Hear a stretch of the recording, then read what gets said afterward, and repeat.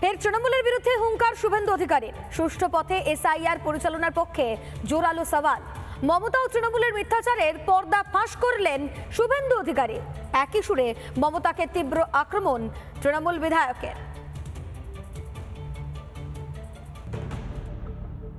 রাজ্যে ভোটার তালিকা সংশোধনের কাজ করছে নির্বাচন কমিশন। এ নিয়ে রাজনীতির পারদ চড়ছে। বিরোধী দলনেতার নিশানায় শাসক দল এবং দলনেত্রী। এসআইআর প্রক্রিয়া চলছে, এই প্রক্রিয়া নিয়ে মমতা ব্যানার্জির ভণ্ডামি, তৃণমূল কংগ্রেসের মিথ্যাচার এবং দ্বিচারিতা নিয়ে। এসআইআর শুরুর সময় থেকেই বিরোধিতা করেন মমতা বন্দ্যোপাধ্যায়। 21 जुलाई মঞ্চে সুর চড়ান। हम इलेक्शन कमीशन को चेयर को रेस्पेक्ट करते हैं, लेकिन जैसे बिहार में 40 लाखों का ज्यादा आदमी को नाम निकाल दिया और बंगाल में भी करने वाला है। अगर करेगा तो घेराव कर्मसूची करेंगे, पूरा घेराव होगा, पूरा आंदोलन होगा। हम नाम काटने नहीं देंगे, हम नाम डालने नहीं देंगे डिटेंशन कैंप में। শুরুতেই সুর চড়ালেও পরে তা নরম করেন মুখ্যমন্ত্রী ও তৃণমূল।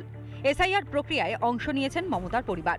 তৃণমূলের অন্য নেতারা নিয়ম মেনে সামিল হয়েছেন ভোটার তালিকা সংশোধনের কাজে। এতেই ফাঁস হচ্ছে মমতার মিথ্যাচার। তিনি বলেছিলেন যে এসআইআর করতে দেব না, বাঙ্গাল মে নেই হোগা। সাথে সাথে ওনার যে কোম্পানি পরিবারবাদী পার্টি, তার ম্যানেজিং ডাইরেক্টর সেকেন্ড ম্যান, তিনিও বলেছিলেন যে পশ্চিমবঙ্গে এগুলো হবে না, আমরা বুঝিয়ে দেব, ইলেকশন কমিশন ঘিরে ফেলবো। বিরোধী দলনেতার সুরেই সুর মিলিয়েছেন ঘাসফুলের বিক্ষুব্ধ বিধায়ক। মুখ্যমন্ত্রী সহ সবাই বলছিল এসআইআর করতেই তো বলো, এসআইআর কি বন্ধ হচ্ছে? এসআইআর ইলেকশন কমিশনের নিজস্ব রুটিন পরে, তাহলে সেটা বলার কি দরকার ছিল? যেটা আমি রুখতে পারবো না, আমি সে কথা বলার আমার প্রয়োজনীয়তা কি আছে? মিথ্যাচার এবং মানুষকে বিভ্রান্ত করে এই রাজ্যের মূল সমস্যা থেকে দৃষ্টি ঘুরিয়ে দেওয়া, সাথে সাথে কিছু মানুষকে মিথ্যা প্রচার, ভুল তথ্য পরিবেশনের মধ্য দিয়ে বিভ্রান্ত করা, এটা আজকে নতুন নয়। এখন সিএ আইন এনেছিলেন, অশান্তির আগুন লেগেছিল পশ্চিমবঙ্গে এবং সেটা লাগিয়েছিলেন মমতা বন্দ্যোপাধ্যায় এবং তার মন্ত্রী সিদ্দিকুল্লাহ চৌধুরী। সিএ কে এনআরসি বলে ক্যাম্পেইন করে ভোট নিয়েছিলেন।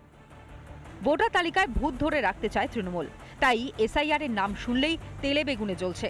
এসআইআর আটকাতে মরিয়া চেষ্টা করেছিল, কাজের কাজ কিছুই হয়নি। এবার মিথ্যাচার করে পুরো প্রক্রিয়া গুলিয়ে দিতে চাইছে তৃণমূল। রিপাবলিক বাংলা। নানা ধরনের কন্টেন্ট দেখার জন্য লাইক করুন, শেয়ার করুন আমাদের ফেসবুক পেজ, সাবস্ক্রাইব করুন আমাদের ইউটিউব চ্যানেল। পাশাপাশি অন্যান্য ব্রেকিং নিউজের জন্য অবশ্যই চোখ রাখুন রিপাবলিক বাংলায়।